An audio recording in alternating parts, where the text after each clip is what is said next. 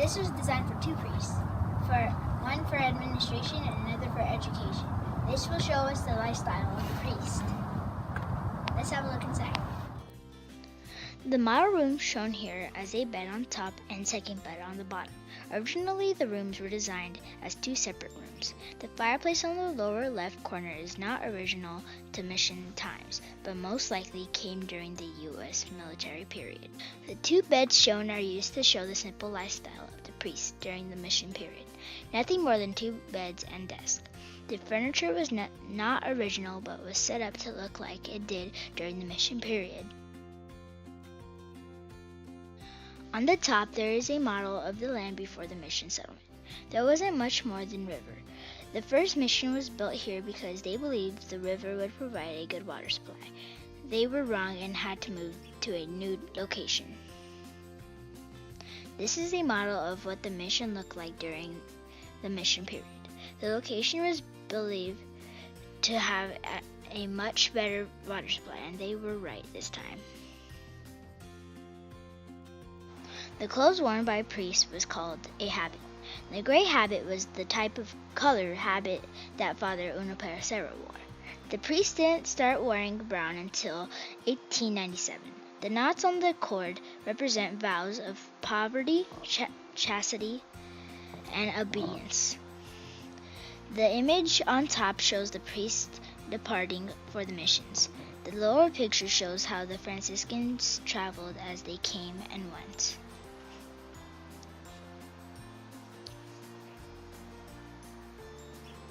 This is an image of first baptism in Upper California.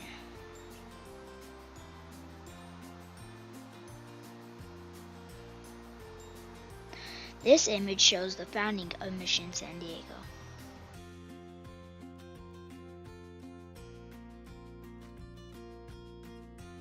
Our second stop is going to be the church.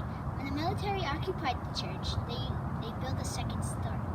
The first floor was for a stable, and the second story was for barracks. When Lincoln gave the mission back to the church, they fixed it to make it look like when it was first built. Let's have a look inside. This is called the retablo. It is a structure against the wall behind the altar table with places for holding statues. This was typical of European buildings. The crucifix has Jesus missing his arms. This serves to remind us that we, his people, are to be the arms of Christ. On both sides of the crucifix, you can see statues of Saint Joseph and the Virgin Mary with baby Jesus. At the very top, you can see a rare old world representation of God the Father. The marble cross on the floor is for those that were buried under the altar, including Father Luis Jaime. He was Mission San Diego's second pastor and California's first Christian martyr who was killed during a Native American raid.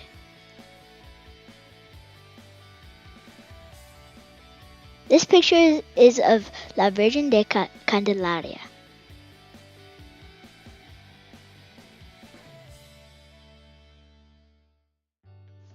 Here is the papal insignia, or the symbol of the Pope.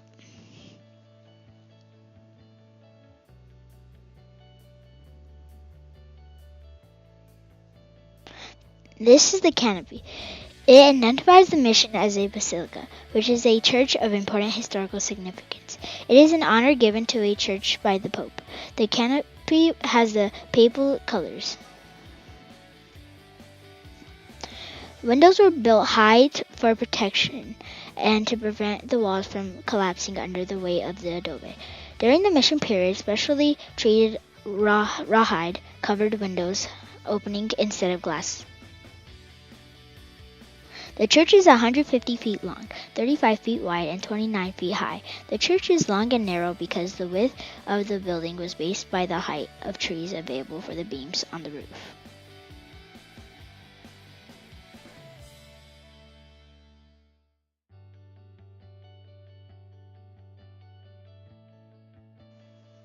The only original parts still in the church include the dark floor tiles made by the priests and Indians shown in this picture, and the wooden beams over the doorways shown in the next picture.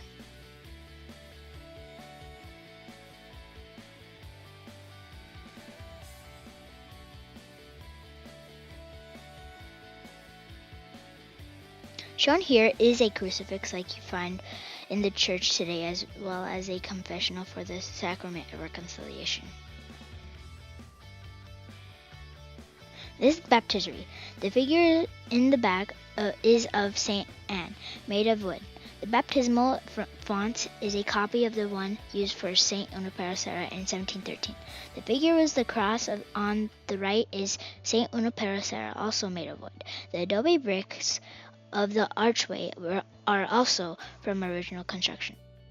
The Campanario. Bells were very important in day-to-day life in the mission. The bells played a different sound and rhythm for things like mass, work, and meals. The campanario is 46 feet high. The crown-topped bell on the lower left is named Ave Maria Purísima or Immaculate Mary. A crown-topped bell was usually supplied by the Spanish king. This bell was hung in the campanario after the reconstruction of Mission San Diego in 1931. The bell on to the right is called Mater Dolorosa, Our Lady of Sorrows, and it was constructed from bell fragments found in the area of the mission. The bells would also signal danger, honor the dead, and to celebrate feast days, weddings, and fiestas. The garden became part of the mission when it was rebuilt. There's things like trees, plants, and you might even see some crosses that represent the Native Americans that died during the mission period. Garden, you can see many statues, like this St. Joseph, who many believe that he saved the mission through prayer. The garden did not become a formal part of the mission until after it was rebuilt in 1931. The crosses throughout the garden are made from original mission tiles. They were placed here to remember the Indians who died during the mission period.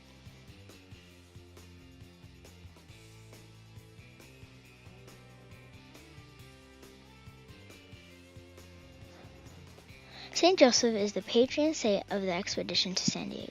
As I stated before, many people believe he miraculously saved the expedition and prevented people from abandoning the mission by praying for the arrival of a supply ship. On March 19th, St. Joseph's feast day, a ship was sighted on the horizon. The ship was actually headed to Monterey, but had to sail to San Diego when it lost an anchor. This is the wishing well statue of St. Francis of Assisi. It represents the founder of the Franciscan order. St. Francis dedicated his life to preaching, teaching the faith, caring for the sick, loving nature, and restoring abandoned churches. The priest who established and worked at the 21 missions in California were Franciscans. Throughout the garden, you can find various plants such as palm trees, aloe vera, and roses. There are also different statues and religious items throughout the garden. When the mission was rebuilt, they tried to make everything look as close to the original as possible.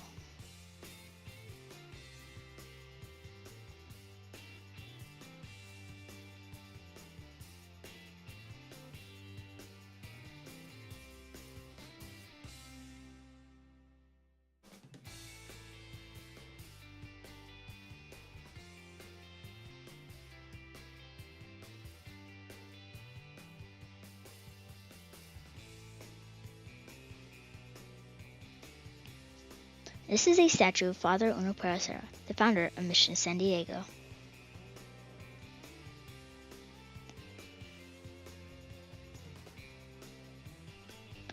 Here is a statue of Saint Anthony of Padua. He is the patron saint of lost and stolen articles.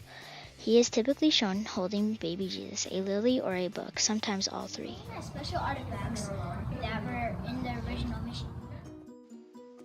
There are a lot of different pictures throughout the museum. A lot of them show how the mission looked when it was first built.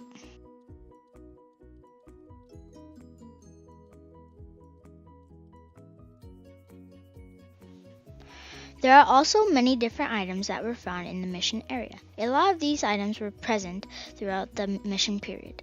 The bottles here were used to hold different types of drinks. You can also see a really old comb and even some old glasses. Here is an old flag. Notice the number of stars, only 13 on this flag.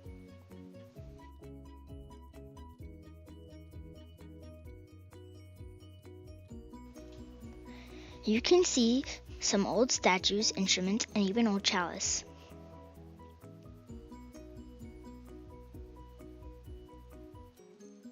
The museum is full of all kinds of different things, including some old swords, and even tools used for farming and building.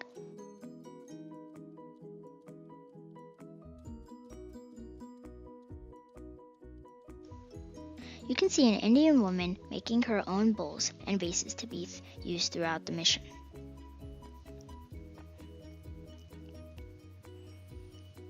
Here are various items made by the Kumeyaay tribe.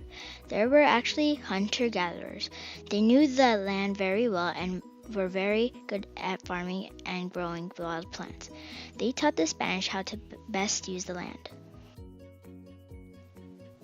The item that looks like a pot in the lower left corner is actually the original baptismal font for Mission San Diego. This is the end of our tour of Mission San Diego.